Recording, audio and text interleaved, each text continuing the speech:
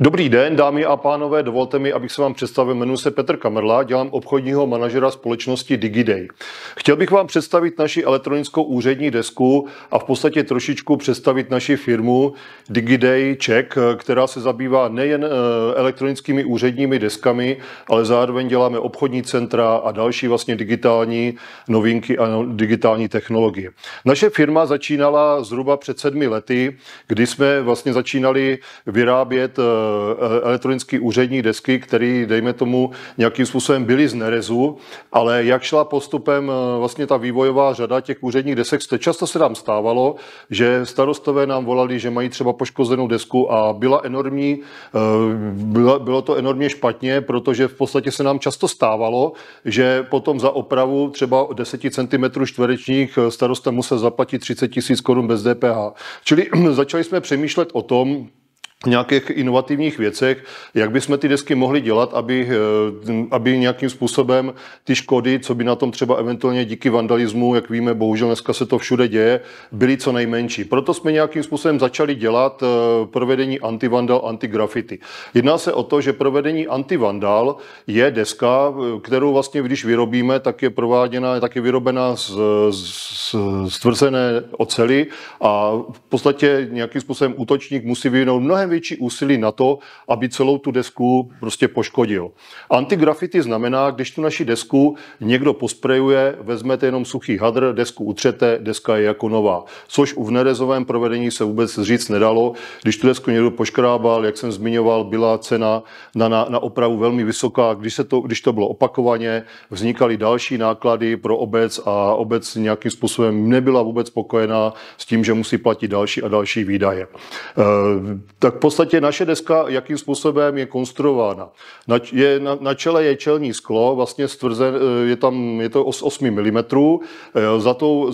za tím tvrzeným sklem je centimetrová mezera. To tvrzené sklo je nalepeno na bezpečnostní folii, čili když by někdo tu desku rozbil nějakým způsobem, třeba kamenem, deska popraská jak pavouček a stane se to, že v podstatě ta folie nepustí to sklo dál. Je to veliká výhoda, protože vlastně za tou centimetrovou mezerou jsou displeje.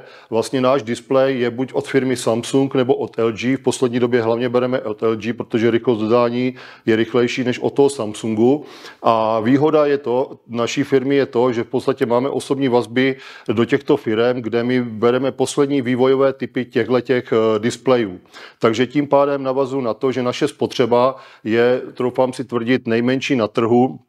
V klidovém režimu naše deska nějakým způsobem má odběr do nějakých 75 W. Za plného provozu na plném slunečním svitu je to někde kolem do 130 W. Jo, tím pádem dosahujeme toho, že v podstatě tu elektronickou desku, kterou zde vidíte, je o velikosti 43 palců a její roční spotřeba se pohybuje v řádu při dnešních cenách energií cca do 4 500 korun za celý rok.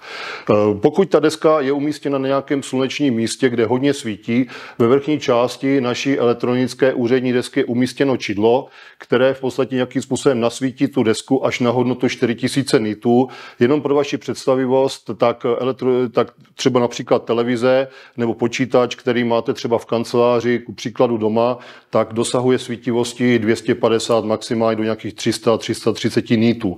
Takže opravdu ta elektronická deska může být umístěna i na místě, kde hodně svítí sluníčko a je plně čitelná.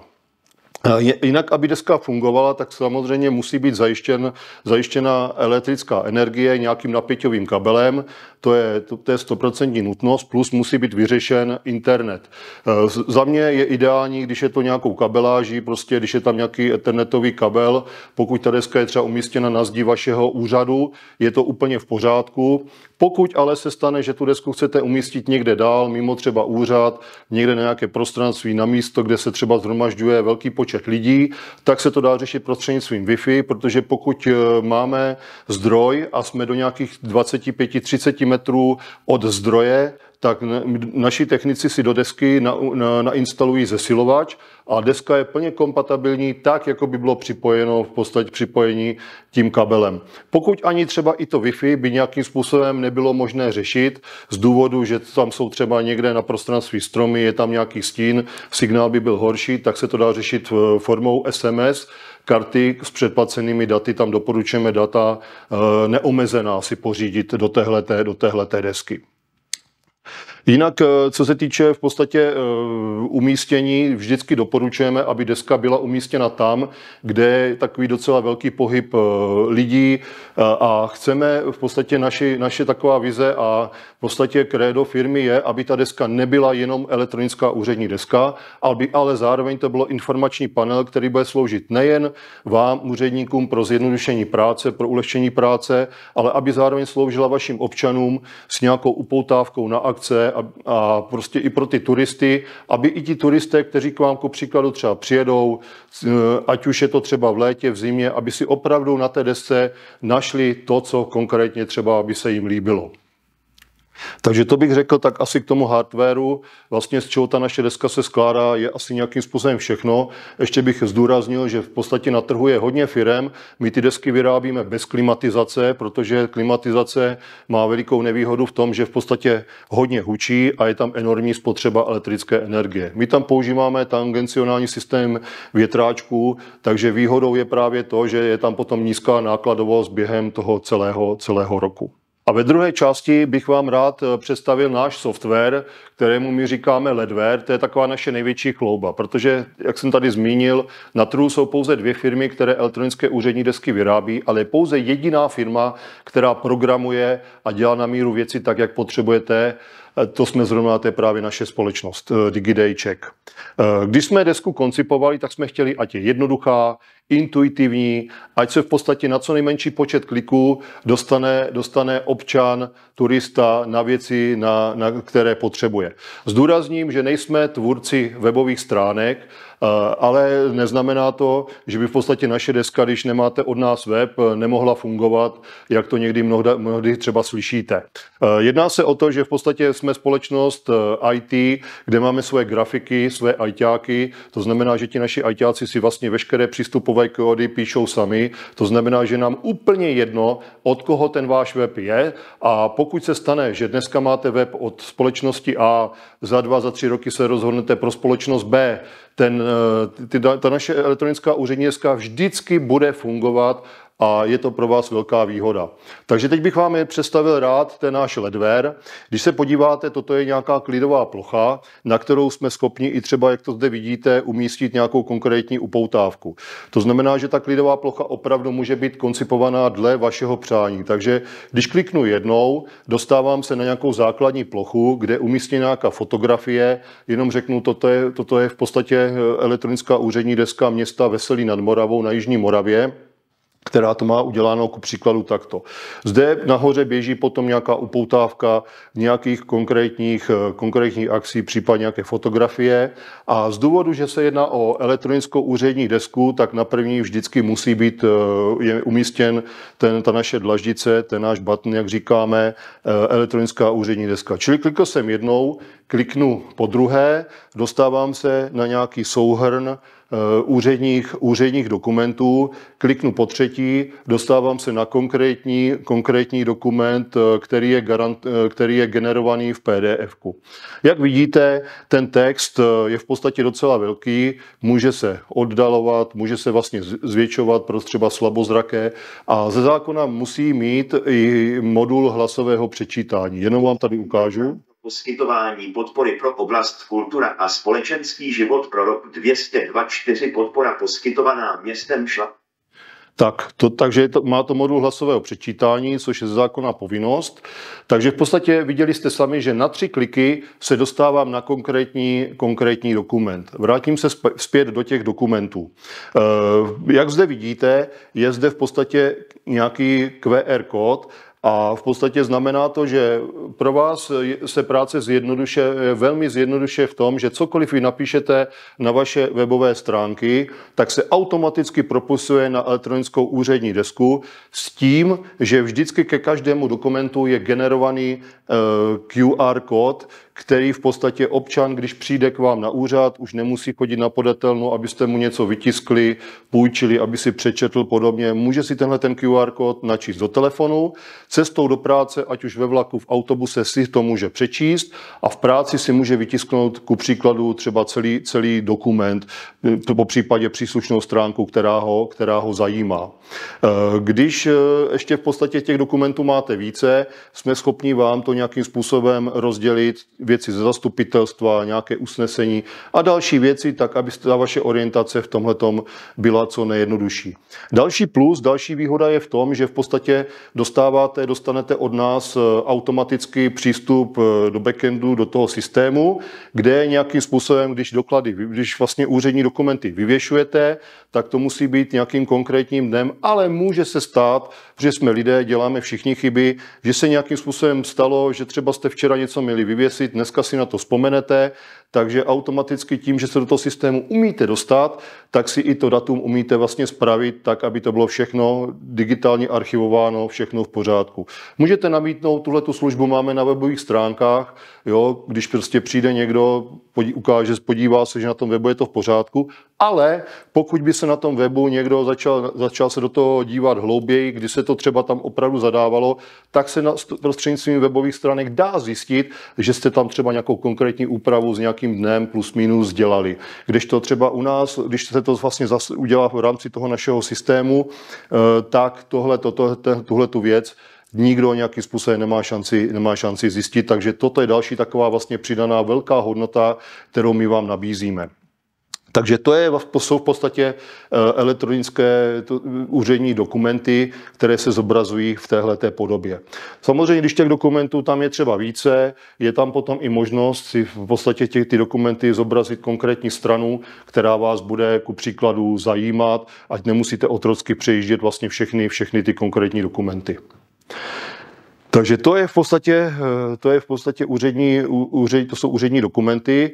Pak další věc, co tam se automaticky z naší strany dává, tak jsou potom webové stránky. Jo? Automaticky překlopíme vaše webové stránky, které máte, s tím neděláme žádnou úpravu, žádné změny. Ty webové stránky jsou tam v podobě, v které mají potom být. Ještě tady zmíním další nějaké takové vlastně potom dlaždice, další vlastně ty butny, které by tam mohly být, tak se tam potom dávají hodně třeba aktuality. Plánujete nějaké věci, tak si tam v podstatě na web napíšete nějaké věci. Automaticky se to propisuje na úřední desku. Tady znovu zdůrazním, to, co vy napíšete na webové stránky, se všechno přenese na úřední desku. To znamená, nevznikají žádné tady cloudy, nevznikají žádné další úložiště. Automaticky, co je napsáno na web, se automaticky hned propisuje sem na elektronickou úřední desku. Takže v podstatě mohou zde být aktuality, jakým způsobem, co tam do toho dáváte, bude záležet jenom na vás. Kalendář akcí. U toho bych se trošičku bych se u toho zastavil. Jde v podstatě o to, že budete třeba plánovat nějakou akci, která se bude konat, já nevím, za 3 měsíce, za půl rok, třeba i za rok bude se chystat nějaké výročí, co třeba budete mít. A teď budete chtít na tuhletu akci pozvat co největší počet lidí, ať už v podstatě tady vaši obyvatele, nebo turisté třeba, nebo prostě nějací návštěvníci, kteří přijedou. Takže v podstatě nějakým způsobem my, jak jsem tady ukazoval, umíme udělat, že toto na tu klidovou plochu, za chvíličku to naběhne, umíme naimplementovat to, že v podstatě tahle ta upoutávka bude běžet na této klidové ploše a když potom někdo jde a vidí to, tak samozřejmě na té ploše je zobrazený potom QR kód, to znamená, já si ten QR kód automaticky načtu do telefonu a je to vlastně uděláno tak, že je to spárováno s Google kalendářem a jestliže ta akce se bude konat ku příkladu 1.6. příštího roku, zde to třeba vidíme, jak by to vlastně mohlo vypadat. Já si načtu ten QR kód do telefonu s tím, že v podstatě mě to 2 dny před tou konkrétní akcí, která se bude konat toho 1.6. upozorní, že na tuhleto akci máme jít. Co se týče třeba nějaké zpětné vazby, jsme za to vždycky rádi a víme, že víceméně třeba kolem větších měst nebo ve městech, kde třeba nějakým způsobem už tu desku naši elektronickou mají, tak v podstatě úspěšnost nebo respektive vyšší účast je o nějakých 5-7%. U menších obcí, které třeba naši desku využívají i právě na propagaci nějakých svých třeba akcí, tak ta účast je tam cca nějakých 10 až 15% a jsme za to hodně rádi, protože opravdu chceme, aby naše elektronická deska nebyla jenom pro úředníky, ale aby zároveň sloužila občanům i těm turistům, kteří si vás nějakým způsobem navštíví. Pak tady vlastně ještě vám ukážu nějaké další věci, nějaké další tlačítka. Takže potom další věc, co můžete mít na vaší elektronické úřední desky, je zpravodaj. Zpravodaj určitě vydáváte a zde je výhoda toho, že se v podstatě všechny zpravodaje digitálně archivují, čili když potom třeba hledáte nějakou věc konkrétní, která byla ku příkladu, já nevím, před 3-5 lety, tak si umíte potom konkrétní věc vlastně vyhledat a najít si tam tu příslušnou věc, kterou třeba hledáte, která byla v tom daném zpravodaji. Zase tam je modul prostě hlasového přečítání a vy si potom můžete třeba nebo slabodáci si potom můžou vyslechnout přímo obsah nějakých těch vašich novin, nějakého toho zpravodaje. Co hodně v poslední době se využívá, jsou smuteční oznámení. Jak mě dáte určitě za pravdu, tak máte i někde parté, to má v podstatě každá obec, každé město, které vlastně se souhlasem zemřelých umísťuje parté, že jim zemřel nějaký v podstatě blízký. A my vlastně využíváme i tu elektronickou úřední desku proto, aby i zde to parté mohlo být vyvěšeno v digitální podobě. Takže když se podíváte, takže v podstatě zase může být umístěno parté v této podobě. Výhodou je, že zase rovněž se to může digitálně všechno se to může archivovat, čili když potom třeba důchodci se dohadují, kdo konkrétně zemřel, mohou přijít k elektronické úřední desce a podívat se, kdy ten konkrétní člověk třeba zemřel a mají v té věci úplně jasno. Hodně spolupracujeme se společností Munipolis, mobilní rozhlas, co určitě taky asi znáte, možná i využíváte. Takže to je náš vlastně strategický partner, takže i v podstatě věci týkající se Munipolisu automaticky dáváme na elektronickou úřední desku. Potom, co se docela často využívá, tak jsou třeba potom nějaké vyhledávání spojů. Co týče těch spojů, tak toto si hodně občané chválí. Někdo může namítnout, mám to v telefonu, nicméně jsou třeba ku příkladu občané, kteří na to zapomenou a teď, když mají elektronickou úřední desku na zastávce, jakože třeba v mnohých městech, obcích máme tyhle elektronické úřední desky umístěny právě na zastávkách, tak si můžou zadat v podstatě, že jedou z bodu A do bodu B, kde tam můžou být vlaky, autobusy, může tam být městská hromadná doprava, může tam být metro v Praze, může tam být celá republika, může to být řešeno i třeba nějakým způsobem regionálně a toto je hodně využíváno. My spolupracujeme vlastně se Seznamem, máme nějaké dohody ještě vlastně s IDOSem, ale spíš v podstatě tyhle jízdní řády řešíme s tím Seznamem, s tím IDOSem, zatím je to věc takové dohody do budoucna. Takže to jsou třeba jízdní řády. Dále potom jsou tam hodně zajímavé třeba ty mapy, kde dejme tomu, vy si v podstatě na těch mapách můžete najít různé města, různé věci, třeba místo, kde jste byli třeba na dovolené, případně na té mapě vašeho města, obce, můžou být uvedeny nějaké turistické cíle, mohou tam být uvedeny nějaké zimní trasy, cyklotrasy, mohou tam být uvedeno prostě nějaké turistické atraktivní místa, tak, aby ten turista, když k vám třeba přijede, aby si mohl konkrétní věc třeba na té mapě najít a co zrovna u vás ho bude zajímat.